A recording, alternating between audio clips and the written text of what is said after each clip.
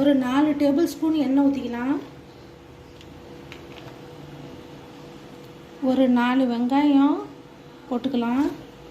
பல்லாரி வெங்காயம், medium size வெங்காயம் 4 வெங்காயம் ஊற்றி வச்சுருக்கேன். அதை போட்டு நல்லா வதக்கிக்கலாம். கண்ணாடி மாதிரி வரணும், அந்த அளவு வதக்கிக்கலாம். இந்த அளவு வதங்கினா போதும். ஒன்றும் வதக்கிக்கிட்டு வெங்காயம் தெரியாத அளவு இருக்கணும்னா ஒன்றும் நல்லா வதக்கிக்கோங்க.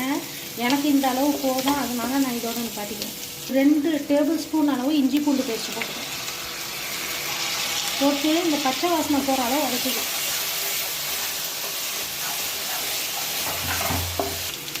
ஆட்டு நுரையீரலை இந்த மாதிரி வேக வச்சுருக்கேன். 4 விசில் விட்டு மஞ்சத்தூள் மட்டும் போட்டு 4 விசில் விட்டு வேக வச்சுருக்கேன். அதை போட்டுக்கிறேன்.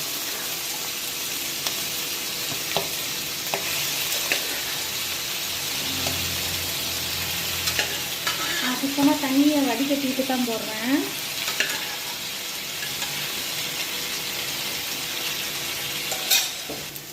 இந்த ஸ்டேஜில் 2 பச்சை மிளகாய் போட்டுக்கலாம். ஒரு 3 தக்காளி, மீடியம் சைஸ் தக்காளி கட் பண்ணி வச்சுருக்கேன், அதையும் போட்டுக்கலாம்.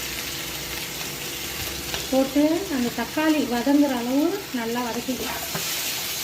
இந்த ஸ்டேஜில் 1/2 டீஸ்பூன் மஞ்சள் தூள், 1 டீஸ்பூன் மிளகாய் தூள், 1 டீஸ்பூன் கரம் மசாலா எல்லாத்தையும் போட்டுக்கலாம். போட்டு நல்லா வதக்கிக்கலாம். இந்த ஸ்டேஜில் இந்த கிரேவிக்கு தேவையான அளவு தண்ணி ஊற்றிக்கலாம். போட்டு மூடி வச்சுக்கலாம். இந்த ஸ்டேஜில் இதுக்கு தேவையான அளவு உப்பு போட்டுக்கலாம்.